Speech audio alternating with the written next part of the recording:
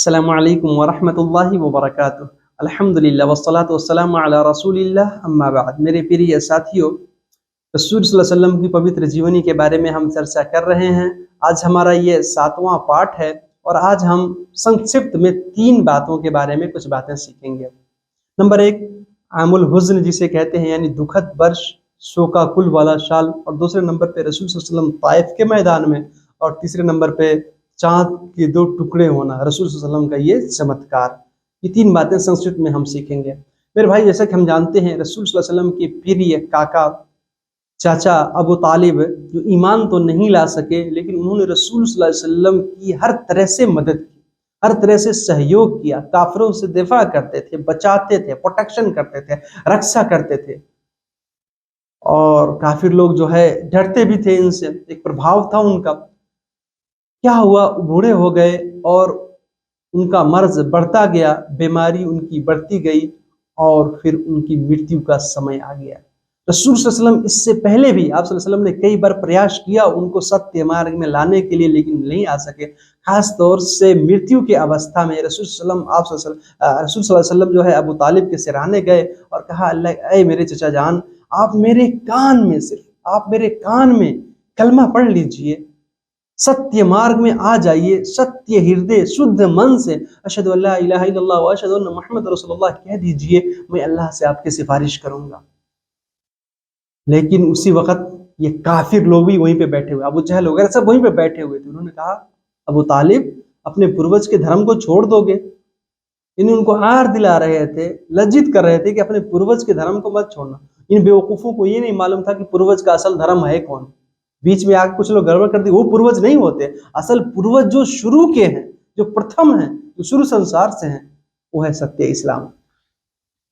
बहरहाल बहुत कोशिश, अल्लाह के रसूल ने बहुत कोशिश की, लेकिन अंतिम जो शब्द उनका निकला वो कहा कि नहीं, मैं अब्दुल मुत्तलिब का जो धर्म है उसी पर रहूंगा। यानी वो ईमान नहीं ला सके। अल्लाह के रसूल सल्लल्लाहु अलैहि वसल्लम को बहुत दुख हुआ, बहुत दुख हुआ। और इससे भी ज्यादा कहीं दुख, कहीं गम और शोक इस बात का हुआ कि उनकी मृत्यु कुफ्र की अवस्था में हो गई।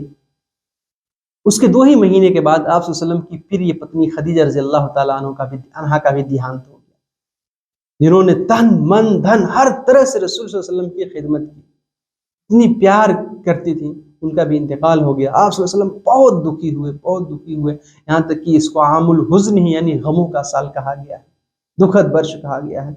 फिर भी आप सल्लल्लाहु अलैहि वसल्लम अपने मिशन से पीछे नहीं हटे। आपने अपनी दावत को, प्रचार प्रसार को नहीं रोका, बल्कि मक्का वालों से निराश होकर के आप सल्लल्लाहु अलैहि वसल्लम ताइफ की सरजमीन पे गए, उसकी ताइफ की धरती पे, कि वहां हो सकता है कोई अल्लाह के रास्ते में आ जाए। बड़े बड़े पहाड़, कंकरीली पत्थरीली रास्ते चल करके आप सल्लल्लाहु अलैहि वसल्लम ताइफ के मैदान में गए, लेकिन जो उनका जवाब था वो इससे भी ज्यादा सख्त था, इससे भी ज्यादा कठोर था। उन्होंने रसूल सल्लल्लाहु अलैहि वसल्लम की दावत पर लब्बैक कहने के बजाय पत्थर मारना शुरू कर दिया, कूट पीट करने लगे। यहां तक कि इतना पत्थर मारा, इतना पत्थर मारा कि आप सल्लल्लाहु अलैहि वसल्लम के शरीर से, जिस्म मुबारक से खून बहने लगा और खून बह के आपकी जूतियों में जमा हो गया। आप सल्लल्लाहु अलैहि वसल्लम इतने पीड़ित हुए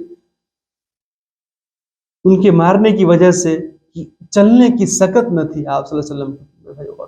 क्या गलती थी, लोगों को सही मार्ग तरफ बुलाना, उनको शराब पीना, गलत काम करने से रोकना, मूर्ति पूजा से रोकना, जो सरासर हराम है, नाजायज है, मानवीय बुद्धि के भी विपरीत है। फिर भी उन्होंने इतना सख्त सजा दी, आप सल्लल्लाहु अलैहि वसल्लम चलने की सकत ना रख सके, वहीं बैठ गए। अल्लाह ताला को बहुत क्रोध आया। अल्लाह ने आसमान से जिब्रील इस्लाम को भेजा, जाइए मेरे महबूब को सांत्वना दीजिए। जिब्रील इस्लाम पहाड़ के फरिश्तों के साथ आ गए। कहा, अल्लाह के रसूल, अगर आप सिर्फ संकेत करें, एक इशारा करें, हम इनको पहाड़ों के बीच पीस दें, इन ताइफ वालों को हम इस पहाड़ों के बीच में क्या करें, पीस दें। अल्लाह के रसूल सल्लल्लाहु अलैहि वसल्लम ने बयान फरमाया, देखें, पूरी हिस्ट्री में, पूरे इतिहास में दया का ऐसा प्रतीक कोई नहीं मिलेगा जिसको जख्मों से चूर चूर किया गया हो। अल्लाह के रसूल ने फरमाया, नहीं, इनको माफ कर दीजिए, छोड़ दीजिए। क्यों? क्योंकि हो सकता है कि इनके कुल और वंश में, इनके संत, ये लोग आज नहीं सत्य मार्ग में आ रहे, लेकिन इनके संतान में ऐसे लोग होंगे जो सत्य मार्ग में आएंगे, जो सही रास्ते में आएंगे। जनाब रहमतुल्लिल आलमीन ने सुन के फरमाया, मैं इस दहर में कहरो गज़ब बनकर नहीं आया, मैं इनके लिए क्यों कहर इलाही की दुआ मांगूं, बशर हैं बेखबर हैं क्यों तबाही की दुआ मांगूं। अल्लाह के रसूल ने सबको माफ कर दिया, एक क्षण में सबको माफ कर दिया। इसके बाद मेरे भाइयों, आप सल्लल्लाहु अलैहि वसल्लम फिर अपनी दावत को जारी रखे हुए हैं और ये काफिर, नास्तिक, मुशरिक लोग, बहुदेववादी, अत्याचारी और अन्यायी लोग रसूल सल्लल्लाहु अलैहि वसल्लम को रोकने का हर संभव प्रयास कर रहे थे। दुख प्रति दुख, पीड़ा प्रति पीड़ा, सजाए पर सजाए देते थे और अजीब अजीब तरह का मांग करते थे। उन्होंने कहा ठीक है, अगर आप अल्लाह के रसूल हैं, सत्य हैं, तो हमको कोई प्रमाण दिखाइए, कोई चमत्कार दिखाइए, कोई निशानी दिखाइए। कहा क्या? कहा कि आप चांद को 2 टुकड़े करके दिखाइए, क्योंकि वो ये कहते थे कि अल्लाह के ये जादूगर है, इनका जादू हमारे ऊपर चलता है। कहा कि आकाश में इनका जादू नहीं चलेगा। कहा कि चांद को 2 टुकड़े कीजिए। अल्लाह के रसूल सल्लल्लाहु अलैहि वसल्लम ने अल्लाह से दुआ की, अपनी उंगली से संकेत इशारा किया, चांद के 2 टुकड़े हो गए, चांद 2 भाग में विभाजित हो गया। फिर भी लोग ईमान नहीं लाए।